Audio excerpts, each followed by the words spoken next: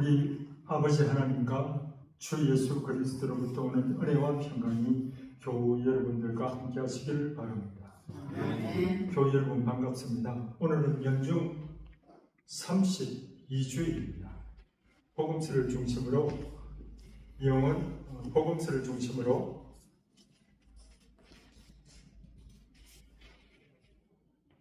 예수님은 우리에게 영원한 생명을 약속하셨다라는 제목으로 말씀을 나누려 합니다.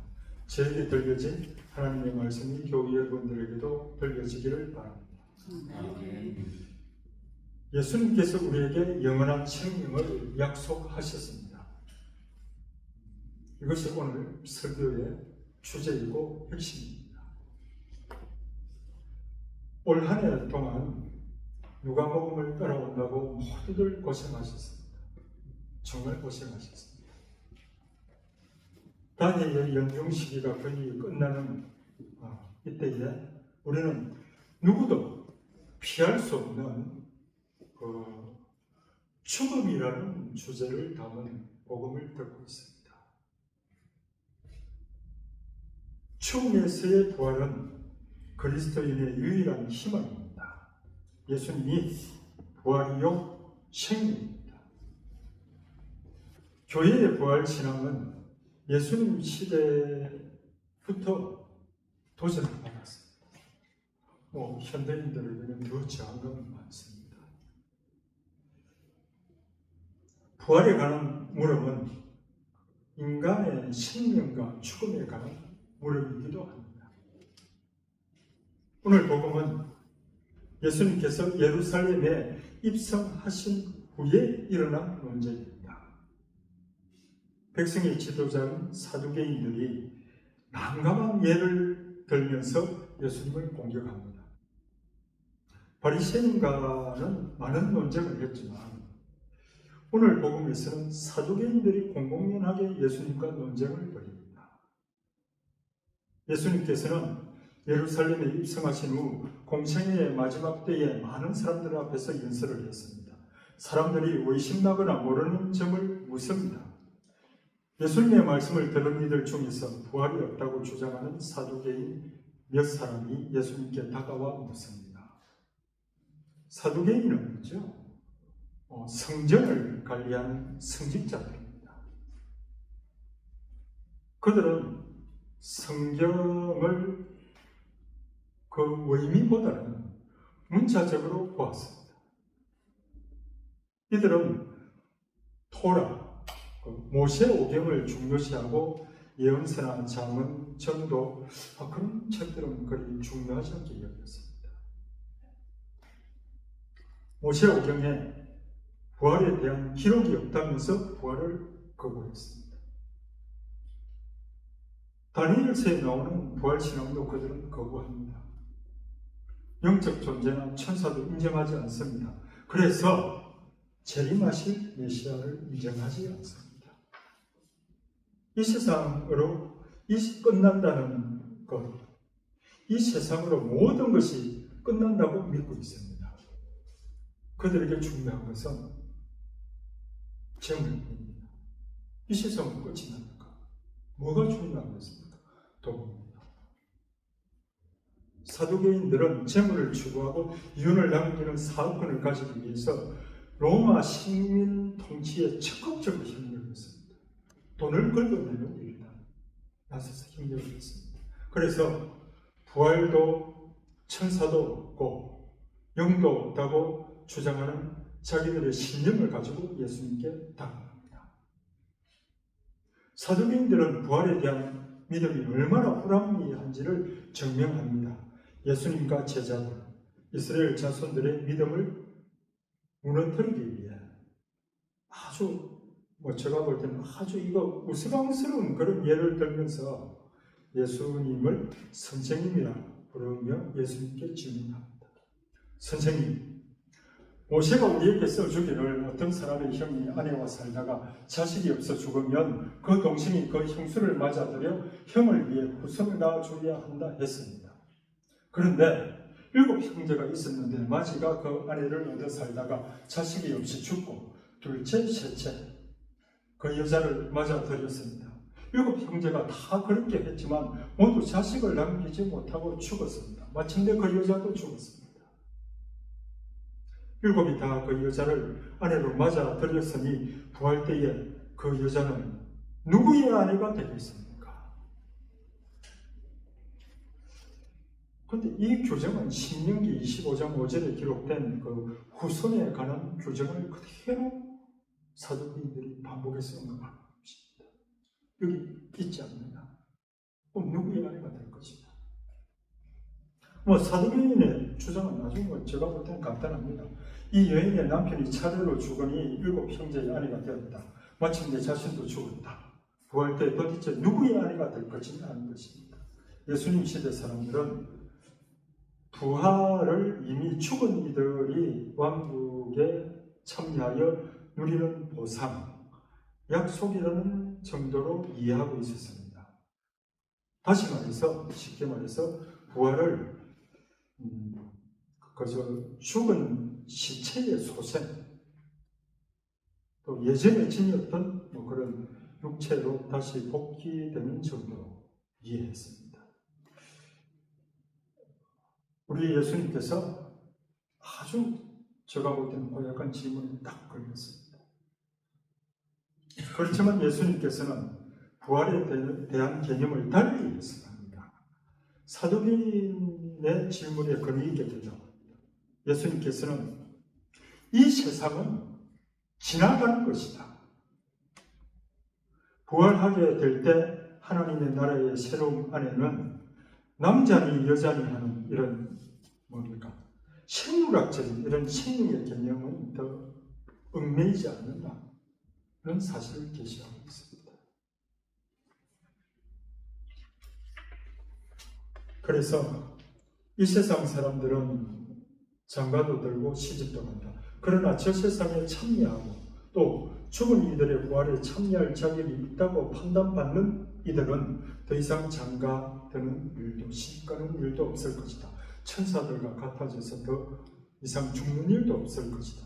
그들은 또한 부활에 동참하여 하나님의 자녀가 된다 하십니다. 이 세상과 다가올 세상의 근본적인 차이는 이 세상의 질서는 더 이상 필요하지 않은 상태가 된다 합니다. 이 차이점이죠. 이 세상의 질서는 더 이상 필요하지 않는 상태가 된다 합니다. 다시 올 세상은 지금 우리가 알고 이해하는 세상과 다른 현실입니다. 어떤 현실입니까? 마태복음 5장 34절에 보면 최후의 심판에서 아버지께 복을 받은 이들이 참여할 세상입니다. 세상 창조 때부터 준비된 나라입니다. 최후의 심판은 우리 모두에게 위기입니다. 사람들에게 다 위기입니다. 양과 염소를 구분하라. 알든 모르든 이 세상에서 하나님의 뜻에 따라 살았던 사람들이 차지하게 될 하나님의 나라입니다. 한편으로는 가장 작은 이들 가운데 한 사람에게 냉수 한 잔 베풀지 않은 이들, 타인에게 사랑을 베풀지 않은 이들, 이 왼쪽에 있는 자들에 대해서 누가복음은 아무런 말이 없습니다. 죽음이라는 허무에서 구제 자격이 없는 사람들에게는 언제나 침묵뿐입니다. 예수님께서는 다가올 다른 세상, 상상조차 할 수 없는 재창조의 세상에 대한 계시를 가르쳐 줍니다. 생명의 나라입니다. 그 나라에서는 죽지 않을 것이니 후손을 잇기 위해 시집가고 장가드는 일이 필요 없을 것이다 합니다. 이런 적성의 현실은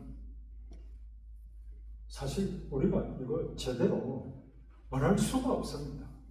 뭐라 이야기할 수 있습니까? 상상도 할 수 없습니다. 다만 육신의 부활 이후의 현실에서 하나님과 모든 인간의 통교가 있을 것입니다. 또 우리가 사랑하고 사랑받으며 살았던 그 사람은 결코 잃는 일이 없을 것입니다. 이런 확신으로만 우리는 만족해야 합니다. 우리가 살게 될 저승의 현실은 하나님의 자녀가 누리는 현실일 것입니다. 사랑의 영원한 통교만 있을 것입니다. 그때는 하나님께서 모든 사람의 얼굴에서 눈물을 닦아내십니다. 그때는 더는 눈물이 없고 억울함도 없고 분함도 없고 슬픔도 없고 분리도 없고 죽음도 없는 현실일 것입니다. 더 이상 장가드는 일도 시집가는 일도 없을 것이라는 말씀 안에는 초대교회가 그토록 간절히 그리워한 생활이 담겨 있습니다. 초대교인들은 이미 다가올 하나님의 나라를 위하여 독신 생활에 몸을 던졌습니다.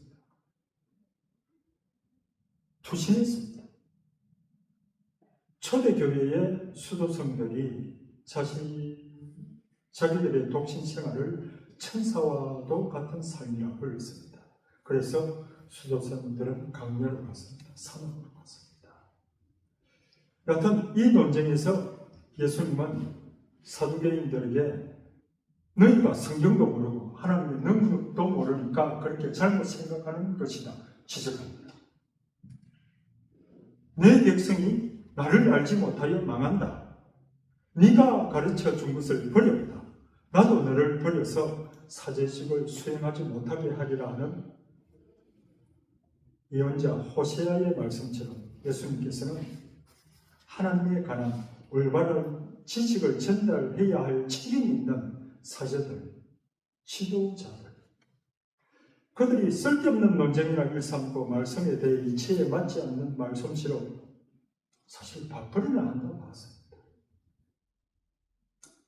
그런 자들이 예수님을 고발하고 시비까지 하던 이런 못된 형태를 예수님은 지적하고 있습니다.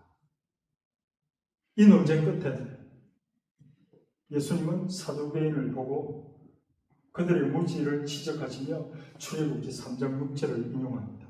죽은 이들이 되살아난다는 사실은 모세도 떨기나무 대목에서 주님을 아브라함의 하나님, 이삭의 하나님, 야곱의 하나님이라는 말로 이미 밝혀주었다. 그분은 죽은 이들의 하나님이 아니라 산자의 하나님이다. 모든 사람은 하나님과의 관계 속에서 살고 있다 합니다. 하나님과 하나님의 백성 사이에 맺은 언약, 또 하나님과 인간 사이에 맺은 언약은 그 누구도 그 무엇도 깨트릴 수 없고 훼손할 수 없는 것입니다. 물론 죽음도 이 언약을 깨트릴 수 없습니다. 하나님께서는 신실하십니다. 우리는 죽어가는 중에서도 영원히 사랑받는 자녀들입니다. 우리를 생명으로 인도해 주실 것입니다. 결국 사두개인들이 잘못 생각하고 부활을 받아들일 수 없었습니다. 하나님께서 모세에게 하신 말씀을 제대로 읽어내지 못했기 때문입니다. 하나님의 권능에 대한 믿음이 부족하여 무지한 까닭입니다. 하나님을 신뢰하고 하나님과 맺은 언약을 올바로 믿는 신앙을 지닌 이들은 죽음이 이르면 하나님 안에서 죽습니다. 하나님께서는 신실하십니다. 그분이 주신 언약과 약속은 절대 어기지 않습니다. 그리스도인으로서 우리가 죽음이 이르면 부활을 향한 거대한 신비를 맞이하게 됩니다. 이 세상에서 떠나게 될 때 우리가 믿지 알지 못하는 변화된 모습으로 우리의 인격과 정신과 몸 전체가 그리스도 안에 있는 생명을 얻어 영원한 사랑의 왕국에 들어갈 것임을 믿으며 압니다. 이제 말씀을 맺겠습니다. 죽음을 넘어선 삶에 대한 예수님의 단순하고도 명확한 말씀을 듣는 것이 우리에게는 큰 위안과 희망입니다. 부활에 관한 예수님의 명쾌한 확신은 전적으로 생명의 하나님에 대한 충실한 기반을 두고 있습니다.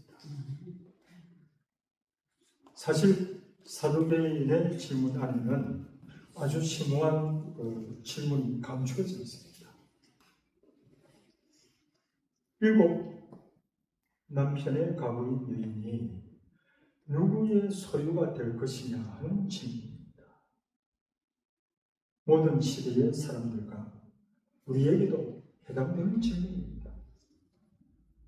한 번 태어난 생명은 반드시 죽습니다. 땅 위의 삶이 끝나면, 이 지상의 순례가 끝나면 우리들의 삶은 어떻게 됩니까? 죽음이나 허무에 속합니까? 허무하게 죽고 맙니까? 예수님께서는 우리의 삶이 하나님께 속하게 된다 말씀합니다. 하나님께 속하게 된다는 것은 물론 이성이나 저성의 삶이 모두 다 하나님께 속합니다. 사랑의 관계, 사랑의 친교, 형제애가 있는 곳에 생명이 존재합니다. 생명은 죽음보다 강합니다. 이 사랑은 하나님께 속한 것입니다. 우리 하나님은 생명의 근원입니다. 그리스도께서는 죽음을 이기시고 영원한 생명을 약속하셨습니다. 우리 모두 새로운 마음과 착한 행실로 다시 오실 주님을 기다리며 구신 믿음으로 살아가시기를 바랍니다. 아멘.